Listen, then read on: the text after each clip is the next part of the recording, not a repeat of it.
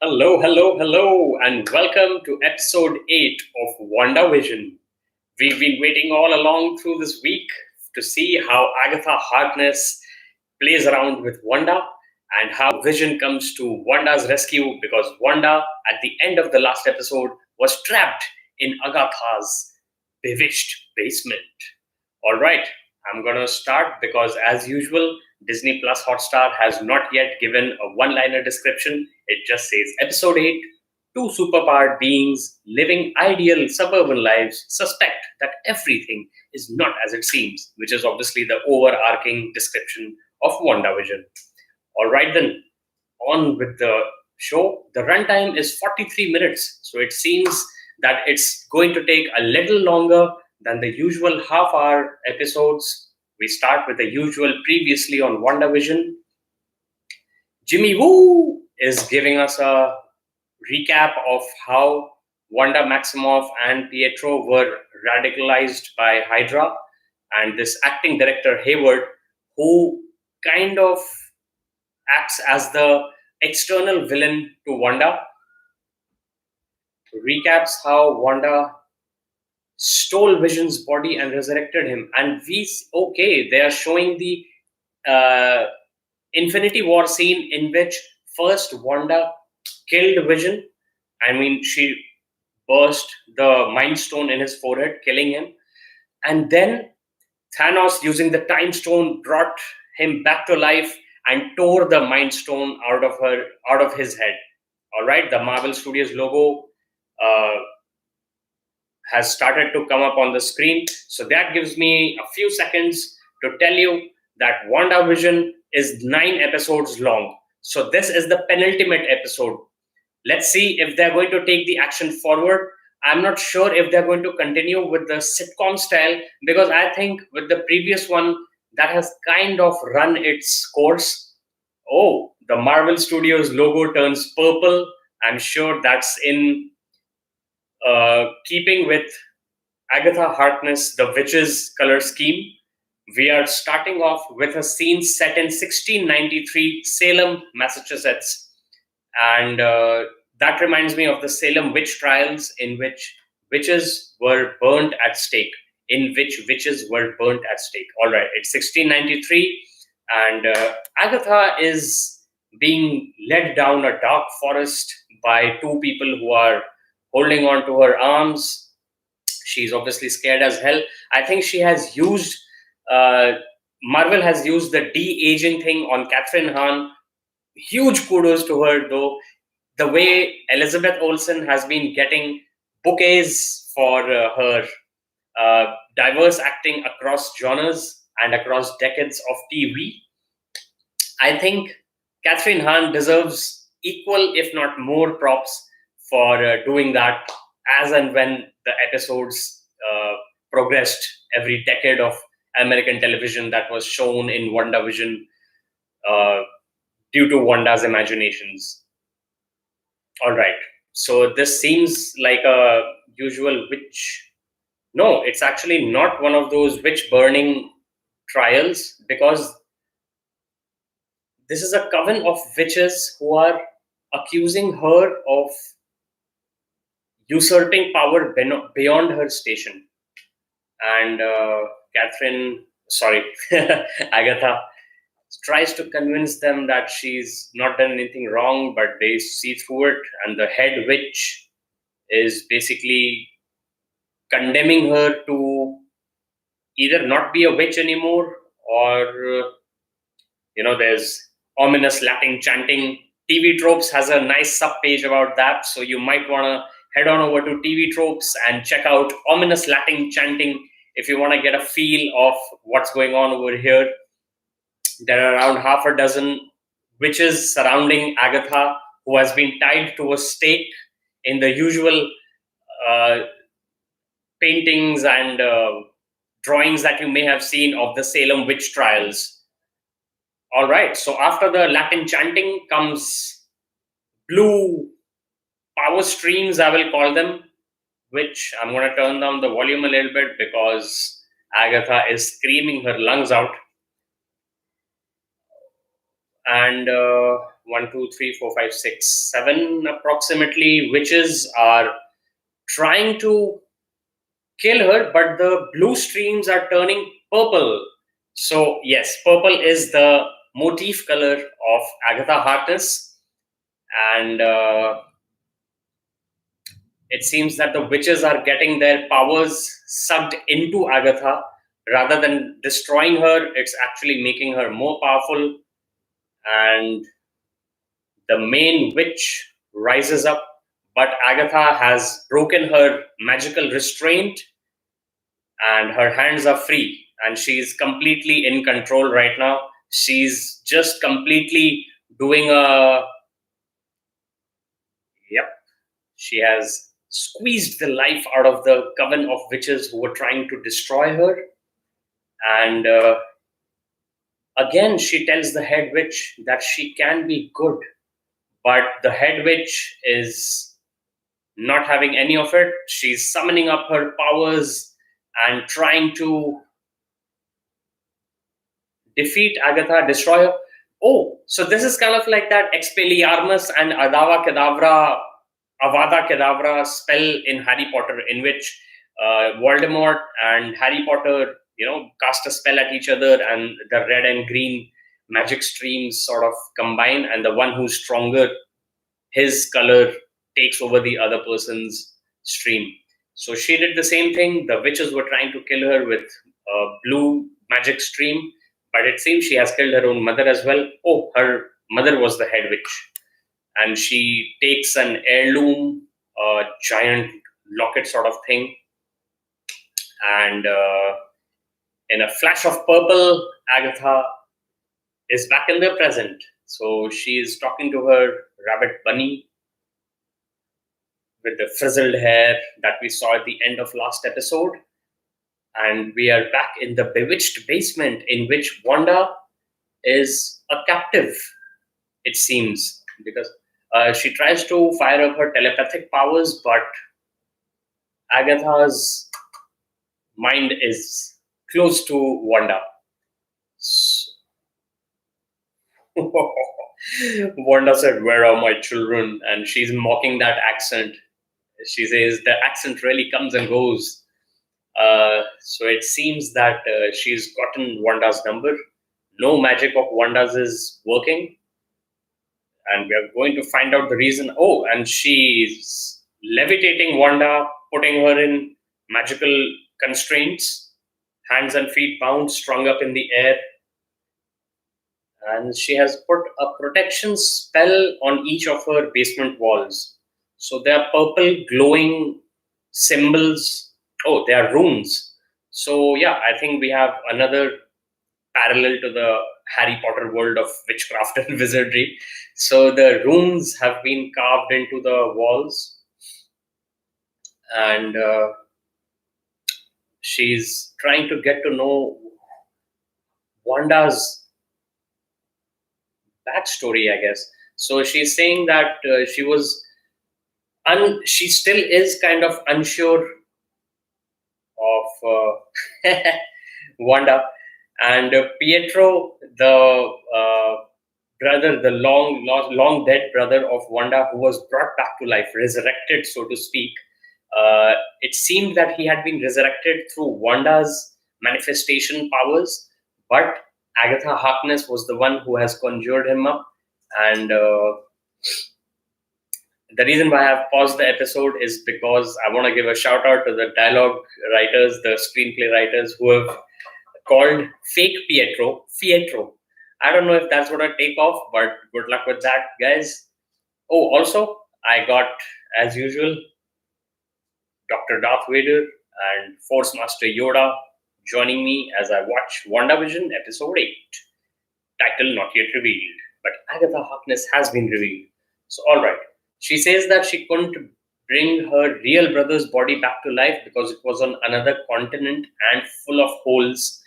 Obviously, a callback to how Quicksilver was killed in Avengers Age of Ultron, which I have also reviewed for all you Marvel fans out there. You can check it out in my videos.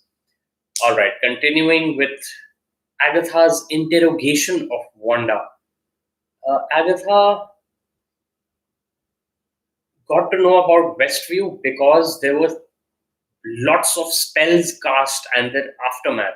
So it seems that she wasn't aware of Wanda before the Westview hex was placed. So hex works both ways, of course, as many people have mentioned on the internet, the realm of fantasy, that hex is also the hexagonal shape given to the Westview anomaly, and hex also means the spell cast by witches and wizards. A little unnerving because Agatha takes control of a big fly that's flying around. People have also said that that's Mephisto, a very big, super bad villain who was first appeared in the comics as a fly. But it seems that Agatha has just picked up that. I won't say it's a fly, I would say it's a huge insect, and she's turned it into a little birdie. So I guess Agatha is trying to figure out how Wanda became such a powerful witch and how she's, using her powers at such a massive level, like controlling an entire town and stuff. All right, so Agatha is appreciating how Wanda could take control of people's minds. She says magic on autopilot. So I think Wanda's magic on autopilot was kind of running low in the Halloween spooktacular. Whoa. She just fed that fly, that big insect, to her pet bunny rabbit. So I don't think that's going to be Mephisto unless Mephisto tears out of the bunny rabbit at some says, whoa. And there we go, some physical torture, third degree, so to speak. She flings Wanda into the basement walls to sort of, as she says, nudge her out of this ridiculous fantasy. And she's trying to figure out Wanda's usage of witchcraft. All right, so we're going to be seeing some sort of mind digging, some sort of exploration of Wanda's mind. Is she going to use magic to empathize with her? All right. So she's calling back to when she told Pietro that Wanda doesn't feel much, or rather, she feels nothingness. So let's see. Agatha plucks a hair out of Wanda's head. It reminds me of how Doctor Strange plucked out a hair from Thor's head and did his magic with it to drop and, turn it into a chakra, a mandal, and then went through that to see where Odin was, right? Uh, okay. She has opened up a portal in her basement and she's asking Wanda to accompany her through, but Wanda says no. Oh, and there comes the threat. So Agatha has got her children trapped in somewhere in the bewitched basement, and she's using that threat to get Wanda to come along with her through a door that she has magic. She calls Wanda superstar. So I guess, is that a nod to Elizabeth Olsen also being a superstar in real life? I mean, she's also related to Mary Kate and Ashley, and I think that was already a step into stardom, superstardom, I guess. Okay, so we are through the door and in her childhood. All right.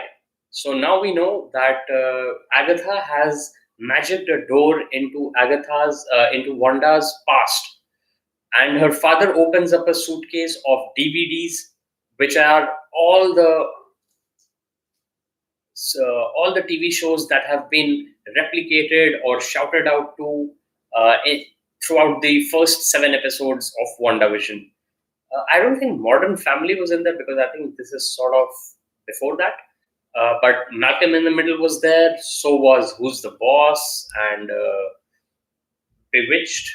And let me just go back 10 seconds and just get all these shows. I Love Lucy and Let me see if I missed any of them.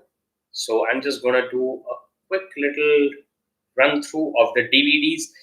Apparently, he's working as a DVD salesman. All right. And thank you, Unique Dimension. I don't think Super Chat is available. Thanks again, but I don't think Super Chat is available for me right now. And but thank you so much for watching. It will be awesome if you subscribe and just watch out for my next Marvel as well as pop culture and football and other live streams. All right, back to the episode. Shout out to Unique Dimension once again. Thanks so much. All right. So the family obviously has TV nights, as they say, and they use the TV nights to practice their English. So Pietro is calling to Wanda, and Agatha shoves Wanda into the frame. Okay, and as we roll around, Wanda has regressed into her child uh, form. I mean, it's obviously a recreation of her memory at then. Thank you, Unique Dimension, for subscribing. Might I say, excellent choice for your username, because we must, create unique dimensions for ourselves in this world, don't we? All right, getting back to the episode. There is some sort of civil war type thing going on outside their apartments. I mean, things are on fire in the street, and gunfire is happening. Gunfire is audible through the windows, but still they are trying to, how we try to get away from real life by immersing ourselves in television and in creativity of other people till we can, have the chance to do some of our own. So she chooses the Dick Van Dyke Show to watch, and her father says it's usually about mischief that always becomes fine at the end. They're actually showing the proper introduction sequence of the Dick Van Dyke Show, including Dick Van Dyke falling over the settee.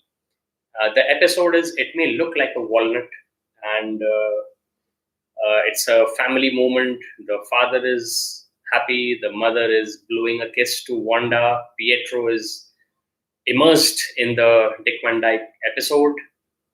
All right, so some sentimental background as can be expected. And this is, I guess, I had in the first or second live stream itself, I had mentioned that I think this is, whoa, blast.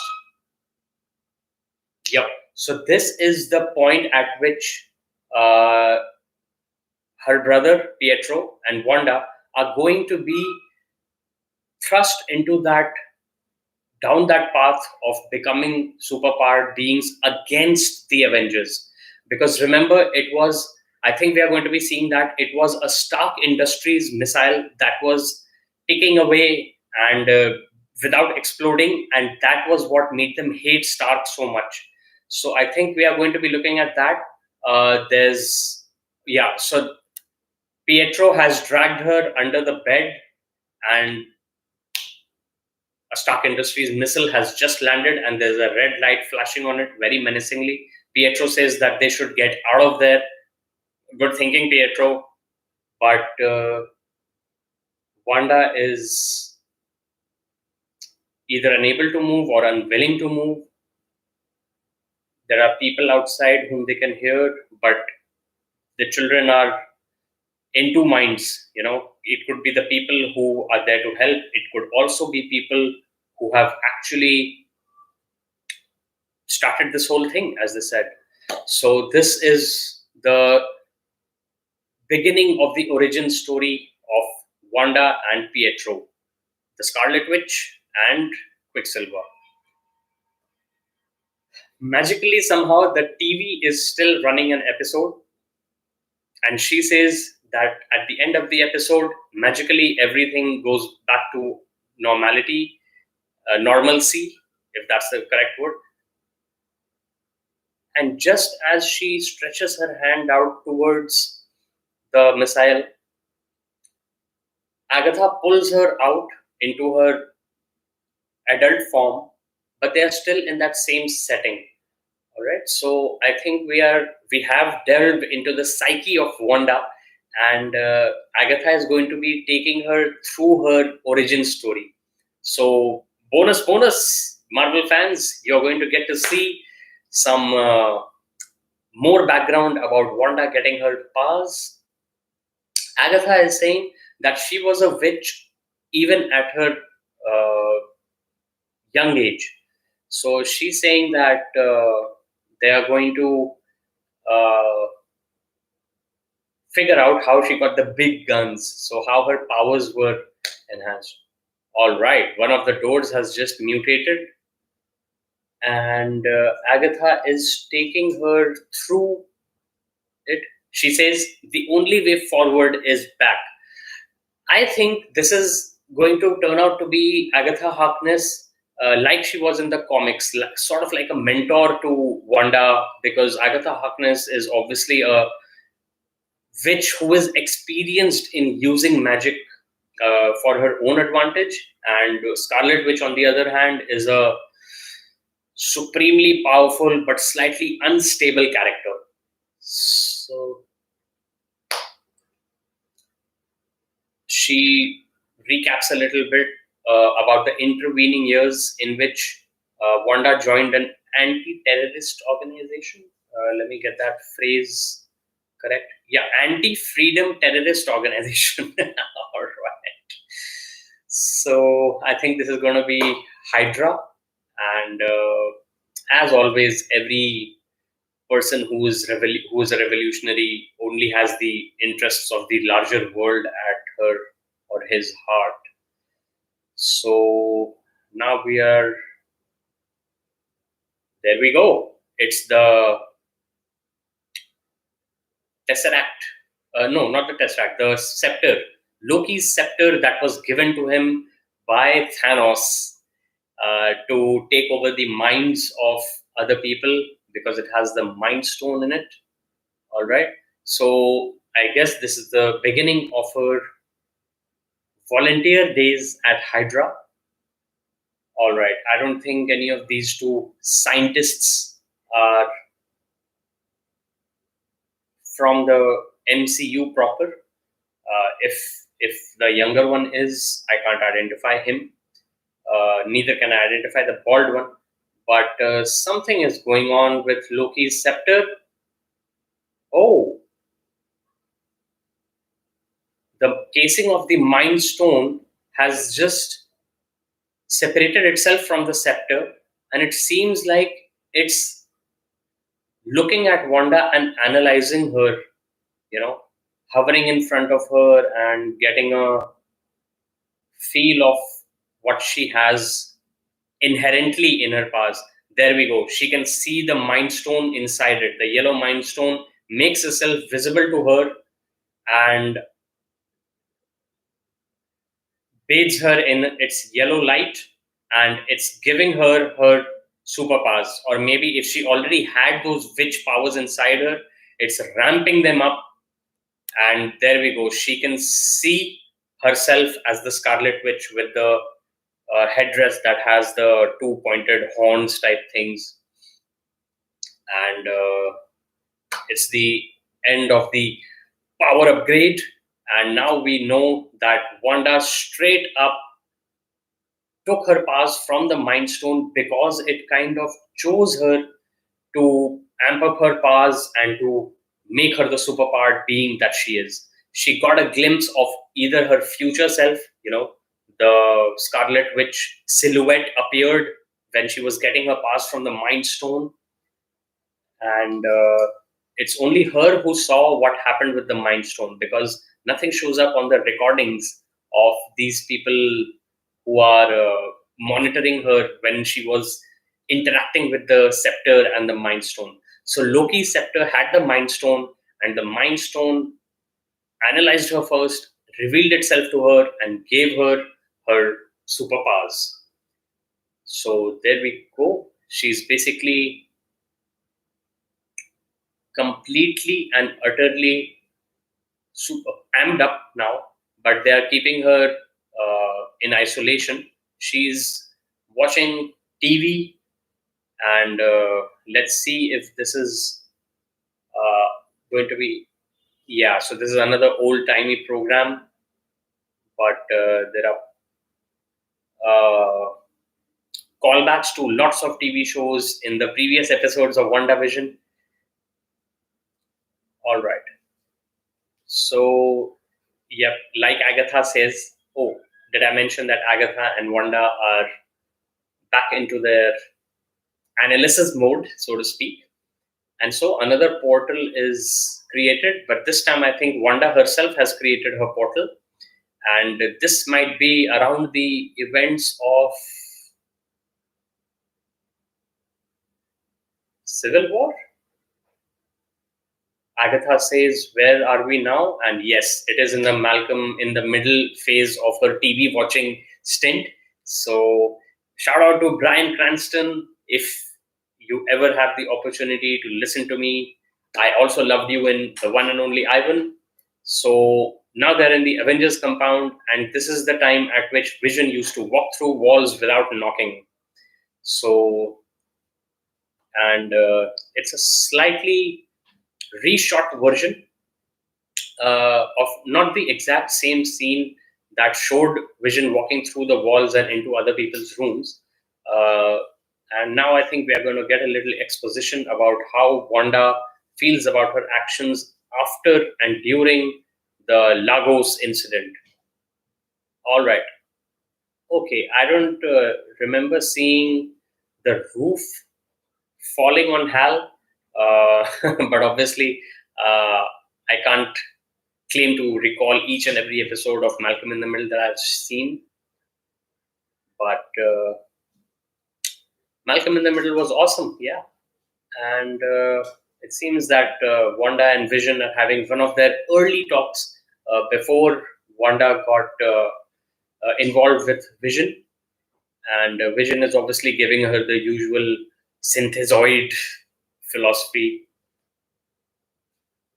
and she's mourning the loss of her brother, who was killed in the events of Age of Ultron. So it's possible that this is before Lagos. And the reason why she's so upset is because obviously she has seen her brother gunned down. Many people have pointed out that it didn't make sense for Quicksilver to get shot while saving Hawkeye and the kid he was rescuing. Uh, but then again, the story demands sacrifice. The story demands a catalyst to amp up the stakes and to make the super powered beings, so to speak, give it their all against the bad guy, right? Moving on from Age of Ultron, we are going to be seeing a little more of Wanda's origin story. I guess the origin is already covered. Now we are going to see her development uh, into Vision's soulmate, if I could say that. And Vision is not too adept at giving her any human advice because, as he admits, he can never empathize with a person losing someone because he has never had anyone to lose. And obviously, these kind of questions, him being Jarvis, Iron Man's ever present AI butler, these kind of questions obviously make him uh, curious about the human condition, right? And they are laughing a little bit at Malcolm in the Middle. It's another Bryan Cranston scene, and it obviously you know gives a huge shout out to the very nice situations that series Malcolm in the Middle put up. And we go back to Agatha and Wanda in their analysis mode. Agatha is recapping all the deaths that Wanda has had to face. So her parents and her brother and Vision are all the deaths that she has had to overcome. And Agatha is trying to figure out why she was able to wield her witch powers at such an extent that she took over an entire town of almost 4,000 people and was able to magic them into going about lives as she expected them to, according to the decade of television that she was playing in her head. We are into the next scene, and the next setting is her walking into Sword headquarters. I think we are going to be seeing that.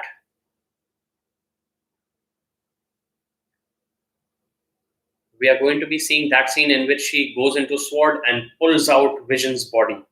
So she's talking to the security people at the front desk. She's talking normally to them. Uh, Obviously, she has been unblipped as well. So this is around the time Monica Rambeau and the rest of the half of Earth was unblipped, and it seems that there is going to be some sort of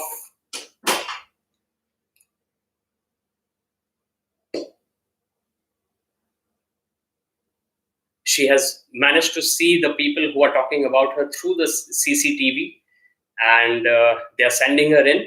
I think this is going to take some sort of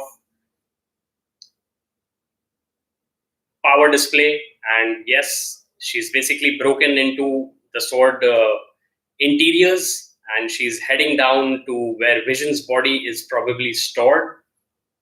All right, we are going to be seeing a recreation of the moment that was played by acting director Hayward when he was telling the people at the Sword encampment outside Westview about how she stole Vision's body.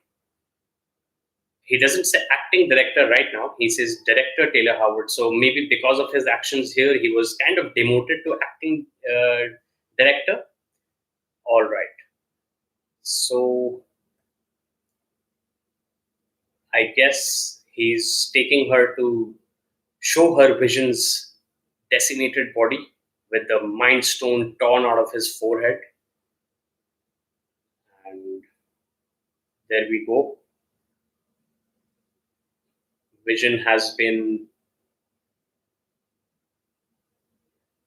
sort of disassembled, and Vision probably laid it out in his synthezoid will that he can be taken apart if he is ever decommissioned. And they're trying to figure out their. So this is a recreation from the comics. The comics also had a few panels in which they showed Vision, in pieces, literally spread out and being experimented and analyzed by Sword. If so, that is why they've changed it. The acronym Sword from Space Weapons Observation and Response Department to Sentient Weapon Observation and Response Department. So, because Vision is a sentient weapon, Sword have gotten control of his body, and they are going to be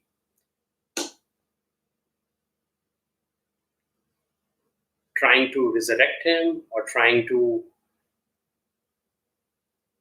they are trying to power him up back again. But she is not of that same train of thought. She's not on that same train of thought.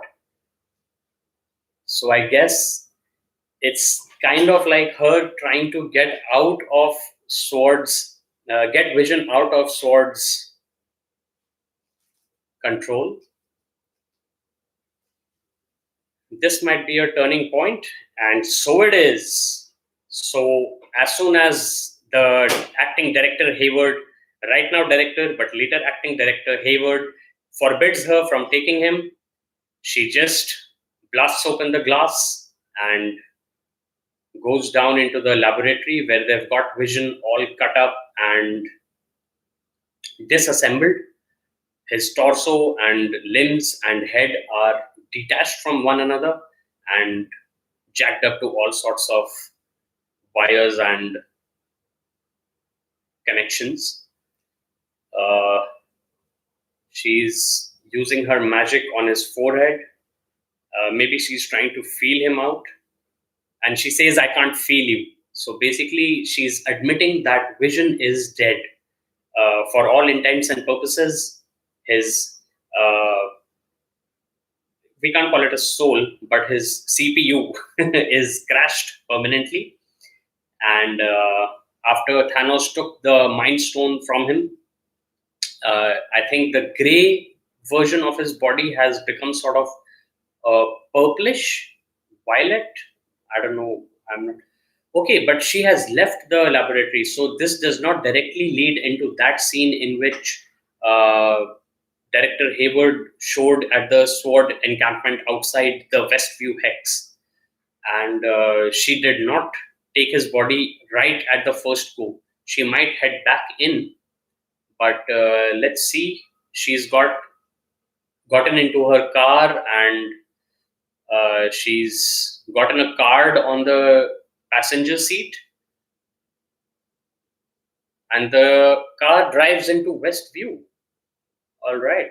So, and there is a shop with a Westview billboard, signboard as well.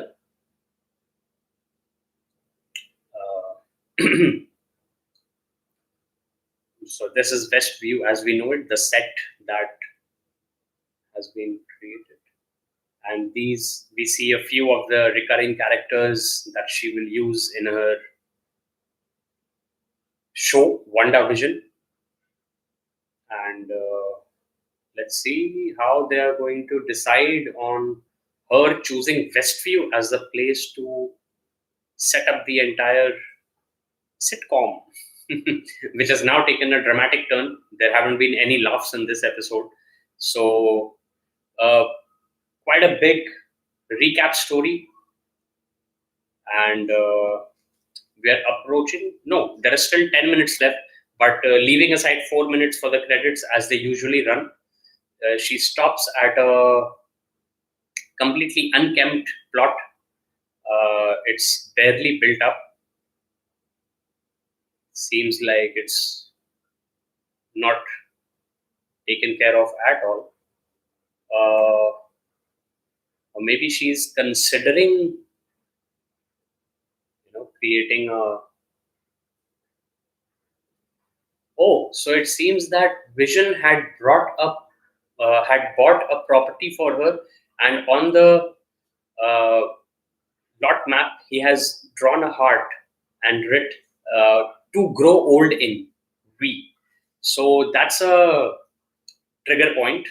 It seems that this is going to be the initiation of WandaVision as we have seen in the past 7 episodes. Uh, Agatha obviously was attracted to this Westview anomaly after Wanda cast her spells. So, are we going to see her amping this up right now, or is she going to go back and get Vision's body? That's what I'm waiting to see. Wanda is distraught on her knees, and there we go. Yeah, so she doesn't have Vision's body. It seems that she hasn't yet. Uh, uh, yeah, there we go. So she started manifesting her powers, and she's creating the world that we saw in WandaVision. Power up, retro, complete retro makeover to all of Westview.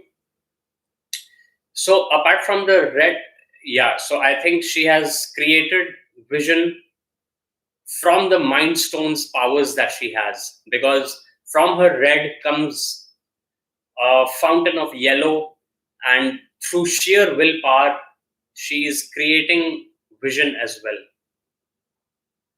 And she is still in color. WandaVision, as it was in the first episode, has begun, and Vision looks at her. Vision is completely in black and white. She is still in color. So I'm waiting to see how Agatha and the current Wanda, not this Wanda who is, yeah. So Wanda is now appearing in black and white as she was in the first episode with the bob cut hair, and Vision says, "Welcome home." And I think she has brought us to the beginning of WandaVision. The circle is complete. All right then. Uh, so what we are going to do is analyze this once again. Here is the present day Wanda in full color, standing behind them and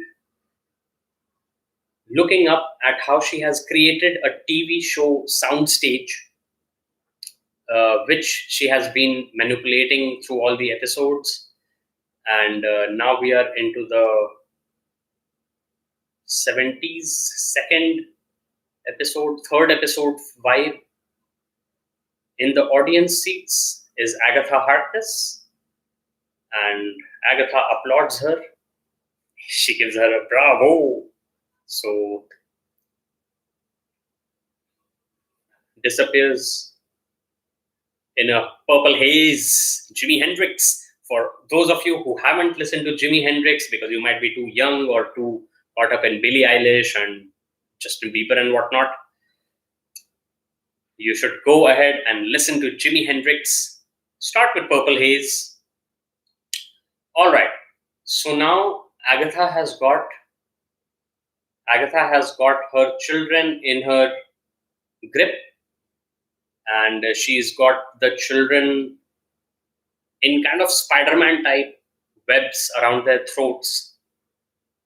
So once Agatha is aware of how Wanda is still, controlling her powers, she's not really using them to their full extent yet. She is afraid of her. And she says that it's chaos magic. The Scarlet Witch. All right, so now we have the proper nomenclature for Wanda. She is the Scarlet Witch. This was a recap episode. So in the next final episode, episode 9, we are going to see the final showdown between Agatha Harkness, Scarlet Witch, Vision, Jimmy Woo, Darcy Lewis, Dr. Darcy Lewis, and of course, Spectrum, aka Monica Rambeau, versus Pietro, aka Pietro. So the next episode is going to be action-packed. It's going to be the ultimate and final episode of WandaVision.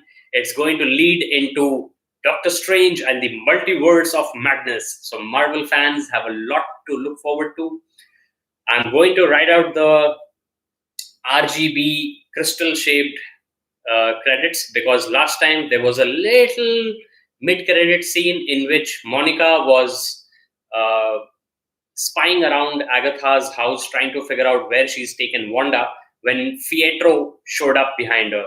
So what we are going to do is we are going to look ahead to episode 9, to the finale of season 1, and I think the only season of WandaVision, because I feel it has served its purpose. It has given us a good look at Wanda's powers. Right now they are manifesting, and she even expanded the hex even further when Vision was threatened, when her recreation of Vision was threatened. So let's see. Vision is going to come flying back in the next episode, and there's going to be a showdown. Okay, mid-credit scene. There is another sort of encampment outside the new boundary of the hex. The acting director Hayward team is going to try and figure out a way to get inside or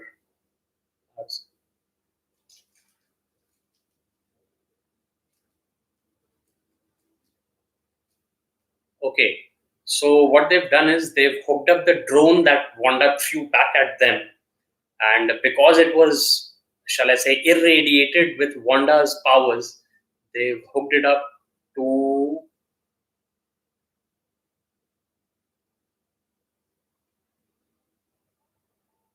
what?